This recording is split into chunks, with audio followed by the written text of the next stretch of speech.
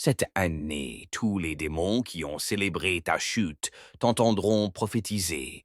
Je reviens, je reviens. Que chaque circonstance qui s'est moquée de toi entende cette déclaration. Que chaque démon des enfers qui s'est moqué de toi entende cette déclaration. Je reviens. J'ai le pouvoir de résurrection dans mon ADN. Que chaque souvenir d'échec soit confronté à cette vérité. Je n'ai pas perdu. J'ai appris statistiquement, la plupart des gens abandonnent leurs objectifs avant le 17 janvier. Mais certains d'entre nous, nous nous heurtons à ce mur, le regardons droit dans les yeux et disons « Je reviens ». Mais aujourd'hui, maintenant, j'ai besoin que tu m'écoutes attentivement. Je reviens, pas peut-être, pas un jour, pas quand je me sentirai prêt. Je reviens maintenant. Ton retour en force commence par le refus d'abandonner la vie que tu étais censé vivre.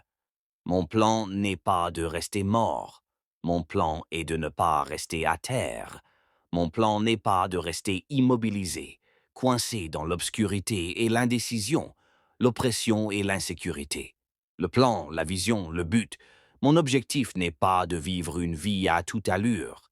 J'ai été créé pour défier les limites, pour redéfinir les attentes, pour abattre les murs de Jéricho qui m'entouraient, parce que Dieu ne m'a pas donné ce pouvoir de céder sous la pression. Parfois, Dieu laisse tout s'effondrer pour que tu puisses voir de quoi tu es vraiment faite. Je réalise que le retour en force ne commence pas quand les choses deviennent plus faciles. Le retour en force commence quand tu décides que tes excuses ne sont plus puissantes que ton but. Tu te sauves. Tu te battes pour t'en sortir. Tu te reconstruis petit à petit jusqu'à ce que ton âme se souvienne de qui tu es. Alors arrête de te trouver des excuses, car la force naît de la disparition des excuses. C'est l'année de mon retour. Quels sont tes projets pour cette année? Quels sont tes projets pour cette saison? Qu'est-ce que tu vas accomplir au cours des 80, 10 prochains jours, 6 mois, 2 ans? Quand tu dépasses tes limites, tu découvres la réalité. Et cette découverte n'arrive que si tu es prêt à prendre le risque d'aller trop loin. Tu leur parles de résurrection. Tu veux savoir quel est mon plan? C'est de revenir chercher tout. La résurrection, c'est mon plan. Je te mets au défi de franchir ta propre ligne invisible pour faire ce que tu as remis à plus tard, pour opérer le changement que tu as évité. Car l'avenir n'appartient pas aux hésitants, aux passifs, aux prudents. L'avenir appartient aux audacieux, aux courageux, aux fidèles. L'avenir appartient à ceux qui, quand le monde les prend pour des fous, répondent simplement « Je ne suis pas fou. J'ai reçu la vocation et je refuse que quiconque me prenne ma couronne. » Quand la fatigue vous gagne, quand on cesse de croire en vous, quand la situation devient inconfortable, quand vous êtes tiraillé entre prudence et courage, passion et timidité, entre persévérance et élan vers l'avant, entre prudence et surprise, souvenez-vous de ceci. Soyez celui qui va trop loin, qui en fait trop, celui pour qui on dit « Cet homme est fou », et vous répondrez « Je ne suis pas fou, j'ai reçu la vocation. » Et lorsque vous vivrez selon ce principe, vous reprogrammerez votre esprit et redéfinirez les limites que tous les autres ont acceptées. Vous ne faites pas que revenir. Vous vous élevez. Vous ne faites pas que revenir. Vous revenez différent. Vous revenez avec des preuves. Vous revenez avec du feu. Vous revenez avec des preuves. Alors, voici ce dont j'ai besoin de toi. Premièrement, remets tes idées à zéro. Arrête de ressasser ce qui t'a brisé et concentre-toi plutôt sur ce qui te construit toi. Deuxièmement, reprends ta discipline. Un pas, une habitude, une promesse que tu te fais à toi-même et que tu tiens chaque jour. Troisièmement, recentre-toi sur ton objectif. Celui, celle que tu étais, n'est plus. Celui, celle que tu deviens, est la menace. Arrête de t'excuser de vouloir plus. Tu n'imagines pas à quel point tu es puissant. Lorsque tu cesses de vivre dans le passé et commences à vivre pleinement ta vocation, Tu as survécu à tes pires jours. Tu as enduré le chagrin au lieu de te laisser abattre.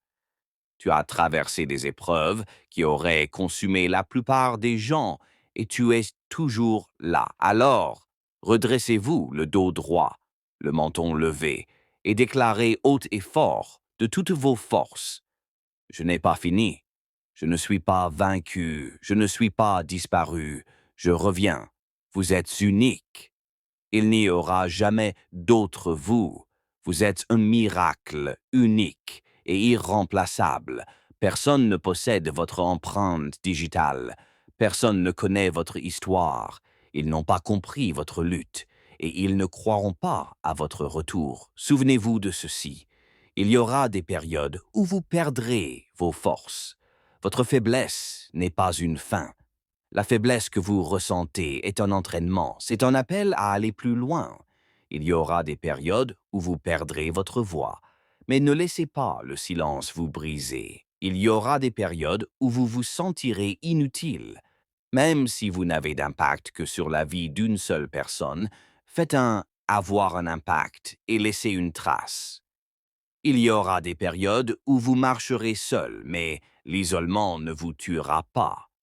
Vous sortirez de cette période avec des instructions, avec une vision.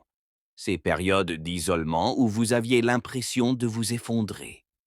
Certains d'entre vous pensaient que Dieu vous avait oublié, qu'il vous façonnait.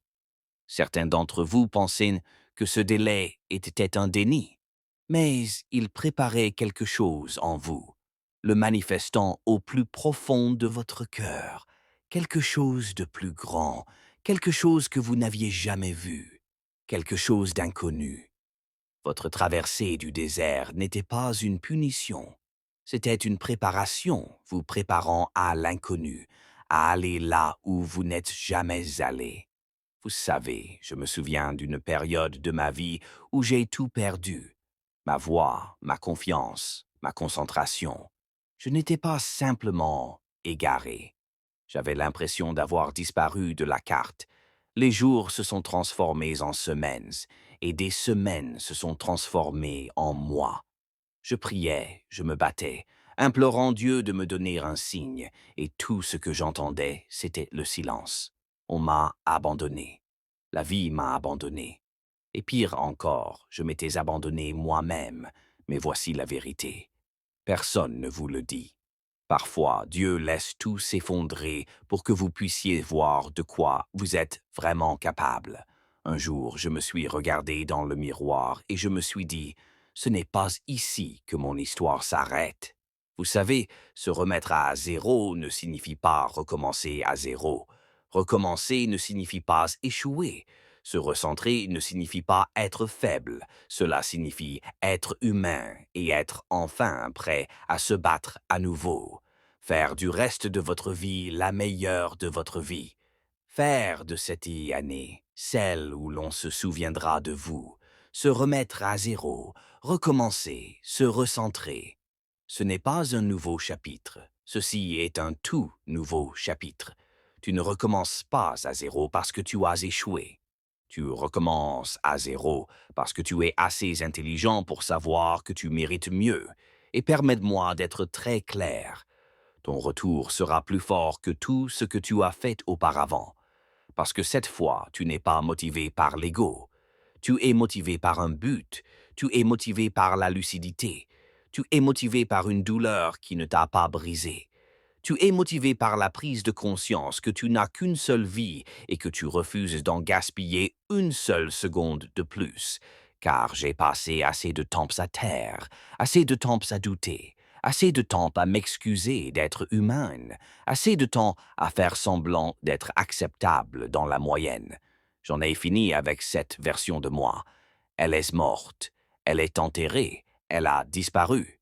C'est la renaissance. La réinitialisation, le redémarrage, le recentrage, le retour aux sources. Ce n'est pas la saison, mais l'ère où tu dis « ça suffit, fini de te cacher, fini de reculer ». C'est l'année où le destin te dit « lève-toi, il y a du travail ». Quand le destin t'appelle, les excuses s'évanouissent. Quand ton but s'affirme, les peurs s'apaisent. Quand ton identité s'éveille, tes limites s'effondrent.